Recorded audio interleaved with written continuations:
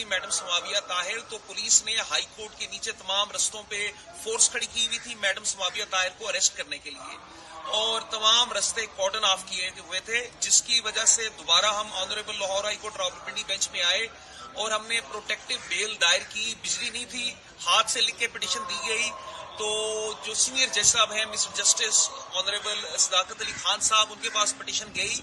उन्होंने हमारी सारी बात सुनी और बामुताबिक कानून और आइन एक स्पीकिंग ऑर्डर पास करते हुए मैडम समाविया ताहिर को इंसाफ दिया। हम honourable Lahore high court Rawalpindi bench में ऑनरेबल जज साहब के शुक्रगुजार हैं कि उन्होंने हमें इंसाफ दिया, और आज ये जो रेड्स का सिलसिला है इंशाअल्लाह ताला इस ऑनरेबल हाई कोर्ट के ऑर्डर्स के बाद इंशाअल्लाह वो रुकेगा। Thank you very much. Sir start. बिस्मिल्लाहिर्रहमानिर्रहीम। मैं कुछ इंसिडेंट्स बताना चाहूँगा जिसके बाद हमें honourable Lahore high court Rawalpindi bench में आना पड़ा।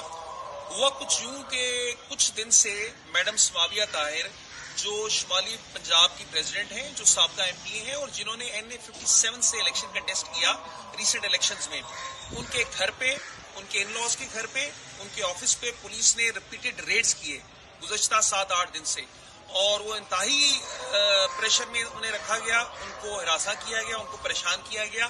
जब पता किया गया तो ये पता चला कि FIR सील्ड है, जिसके लिए हमने honourable Lahore high court Rawalpindi bench में रिट की और हमें ऑनरेबल लाहौर हाई कोर्ट से इंसाफ मिला, और ऑनरेबल हाई कोर्ट के डायरेक्शन पे FIR अनसील्ड हुई और FIR की कॉपी आज अदालत